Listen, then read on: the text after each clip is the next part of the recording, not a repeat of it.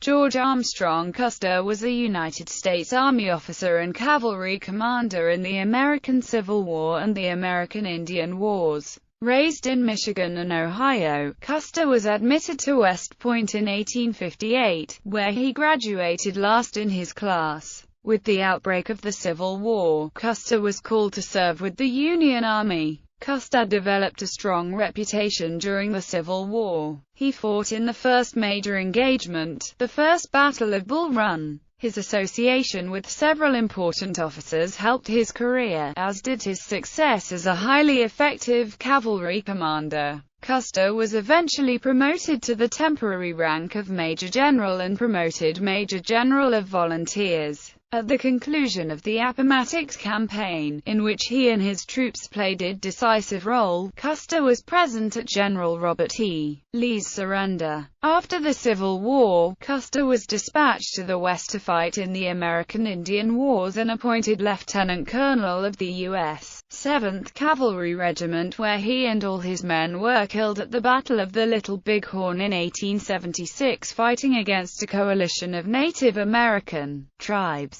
The battle is popularly known in American history as Custer's Last Stand. Custer and his men were defeated so decisively at the Little Bighorn that it has overshadowed all of his prior achievements. Family and ancestry. Custer's ancestors, Paulus and Gertrude Custer, emigrated to North America around 1693 from the Rhineland in Germany, probably among thousands of Palatine refugees whose passage was arranged by the English government to gain settlers. According to family letters, Custer was named after George Armstrong, a minister, in his devout father's hope that his son might join the clergy. Birth, siblings and nicknames. Custer was born in New Rumley, Ohio, to Emmanuel Henry Custer, a farmer and blacksmith, and Marie Ward Kirkpatrick. He had two younger brothers, Thomas Custer and Boston Custer, who both died with him on the battlefield at Little Bighorn. His other full siblings were the family's youngest child, Margaret Custer, and Nevin Custer, who suffered from asthma and rheumatism. Custer also had several older half-siblings. Throughout his life, Custer was known by a variety of nicknames.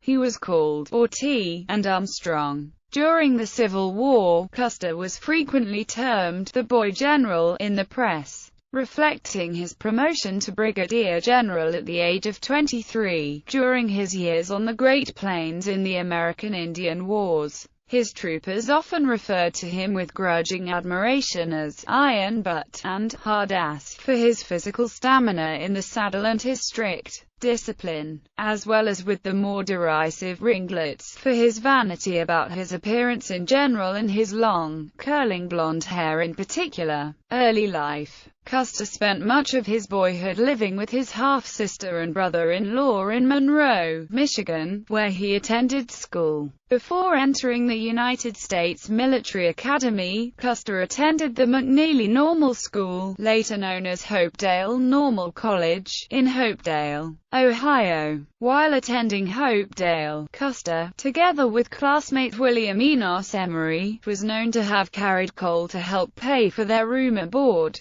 After graduating from McNeely Normal School in 1856, Custer taught school in Cadiz, Ohio. Custer entered West Point in June 1857 as a member of the class of 1862. At the time, West Point's course of study was 5 years long. With the outbreak of the American Civil War, the course was shortened to 4 years, allowing Custer to graduate a year earlier than anticipated. He was last in a class of 34 cadets. Throughout his life, Custer tested boundaries and rules. In his 4 years at West Point, he amassed a record total of 726 demerits, one of the worst conduct records in the history of the Academy. A fellow cadet recalled Custer as declaring there were only 2 places in a class, the head and the foot, and since he had no desire to be the head, he aspired to be the foot. A roommate noted, "It was all right with George Custer, whether he knew his lesson or not.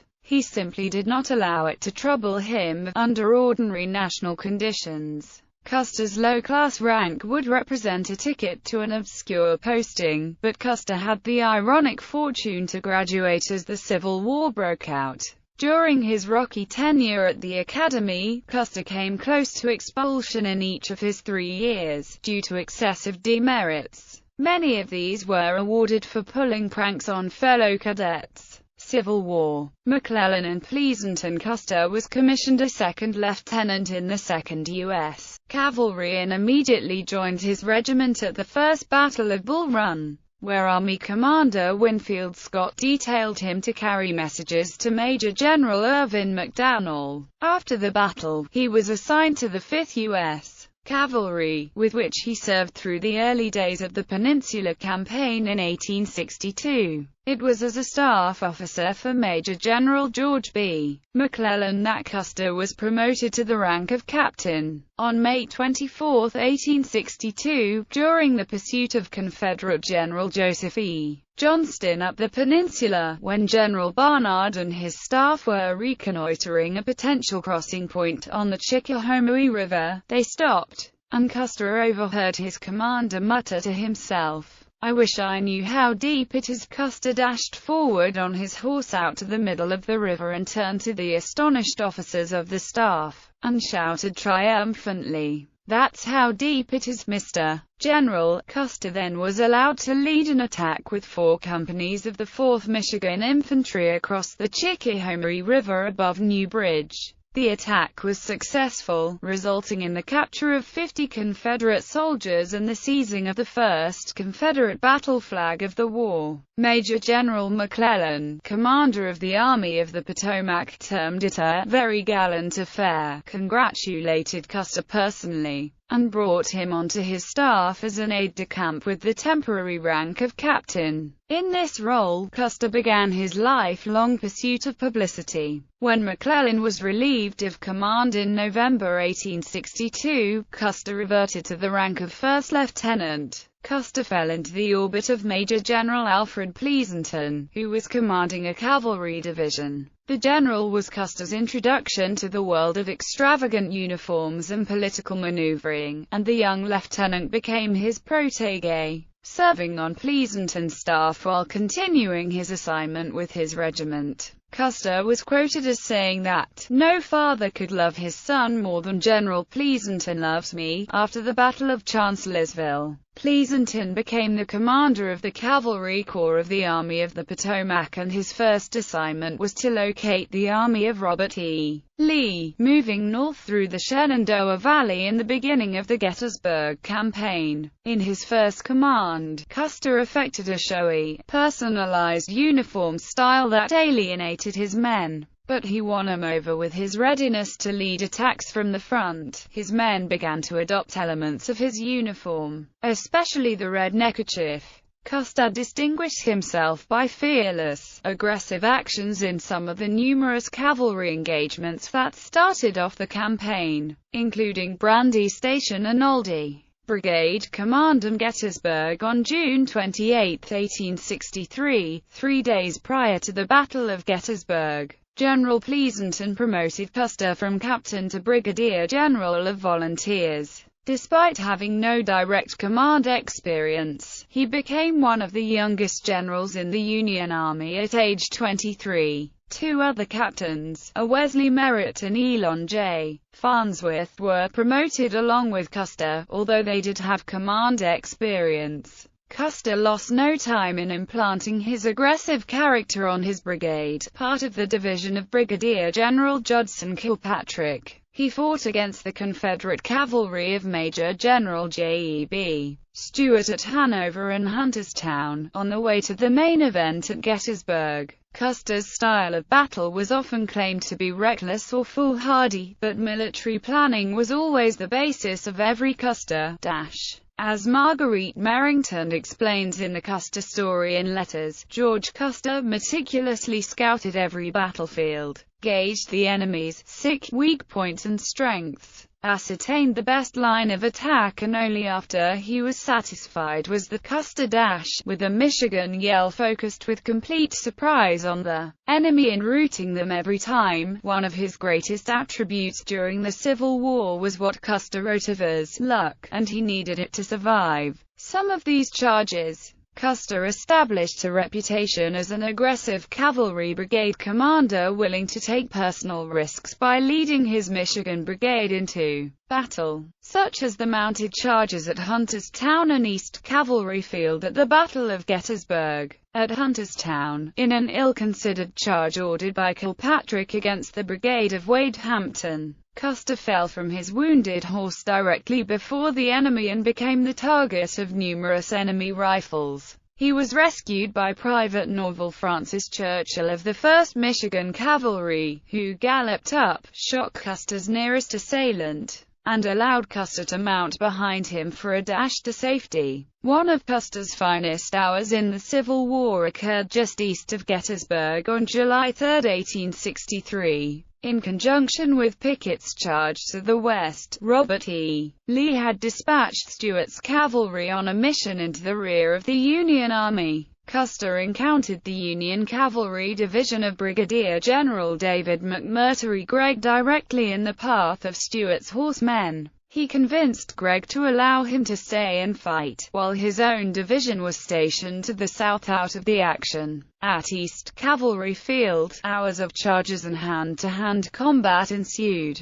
Custer led a mounted charge of the 1st Michigan Cavalry, breaking the back of the Confederate assault. Custer's brigade lost 257 men at Gettysburg, the highest loss of any Union cavalry brigade. I challenge the annals of warfare to produce a more brilliant or successful charge of cavalry, Custer wrote in his report. Marriage. Custer married Elizabeth Clift Bacon on February 9, 1864. He had been socially introduced to her in November 1862, when home in Monroe on leave. She was not initially impressed with him, and her father, Judge Daniel Bacon, disapproved of Custer as a match because he was the son of a blacksmith. It was not until well after Custer had been promoted to the rank of Brevet Brigadier General that he gained the approval of Judge Bacon. He married Elizabeth Bacon 14 months after they formally met. In November 1868, following the Battle of Washita River, Custer was alleged to have unofficially married Monarchy Tar, daughter of the Cheyenne chief Little Rock, in the winter or early spring of 1868 to 1869. Monarchy Tar gave birth to a child in January 1869, 2 months after the Washita Battle. Cheyenne oral history tells that she also bore a second child, fathered by Custer in late 1869. Some historians, however, believed that Custer had become sterile after contracting gonorrhea while at West Point, and that the father was,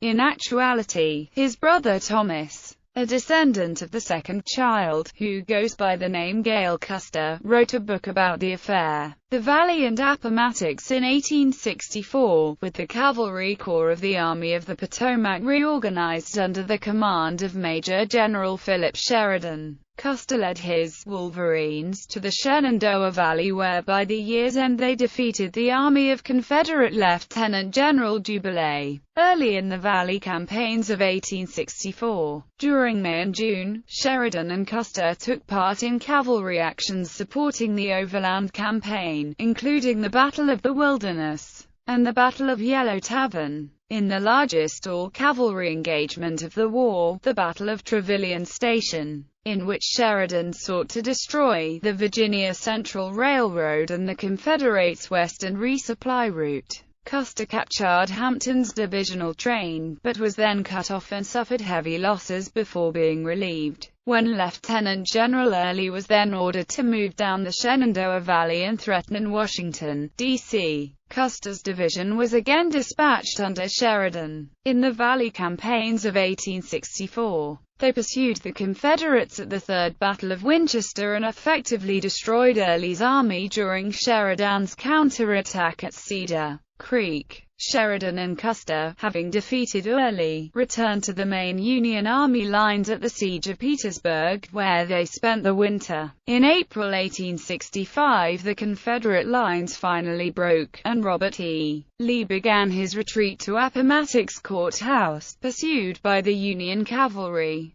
Custer distinguished himself by his actions at Waynesboro, Dinwiddie Courthouse, and Five Forks. His division blocked Lee's retreat on its final day and received the first flag of truce from the Confederate force. Custer was present at the surrender at Appomattox Courthouse, and the table upon which the surrender was signed was presented to him as a gift for his wife by General Sheridan, who included a note to her praising Custer's gallantry. She treasured the gift of the historical table, which is now in the Smithsonian Institution. Before the close of the war, Custer received brevet promotions to brigadier general and major general in the regular army and major general of volunteers. As with most wartime promotions, even when issued under the regular army, these senior ranks were only temporary. Reconstruction duties in Texas. In June 1865, at Sheridan's behest, Custer accepted command of the 2nd Division of Cavalry, Military Division of the Southwest, to march from Alexandria, Louisiana, to Hempstead, Texas, as part of the Union occupation forces. Custer arrived at Alexandria on June 27 and began assembling his units, which took more than a month to gather and remount. Accompanied by his wife, he led the division to Texas on an arduous 18-day march in August. In October he moved the division to Austin, when he became Chief of Cavalry for the Department of Texas, succeeding Major General Wesley Merritt. During his entire period of command of the division, Custer encountered considerable friction and near mutiny from the volunteer cavalry regiments who had campaigned along the Gulf Coast. They desired to be mustered out of federal service rather than continue campaigning, resented imposition of discipline, and considered Custer nothing more than a vain dandy. Custer's division was mustered out beginning in November 1865, replaced by the regulars of the U.S. 6th Cavalry Regiment. Although their occupation of Austin had apparently been pleasant, many veterans harbored deep resentments against Custer, particularly in the 2nd Wisconsin Cavalry, because of his attempts to maintain discipline. Upon its mustering out, several members planned to ambush Custer, but he was warned the night before and the attempt thwarted.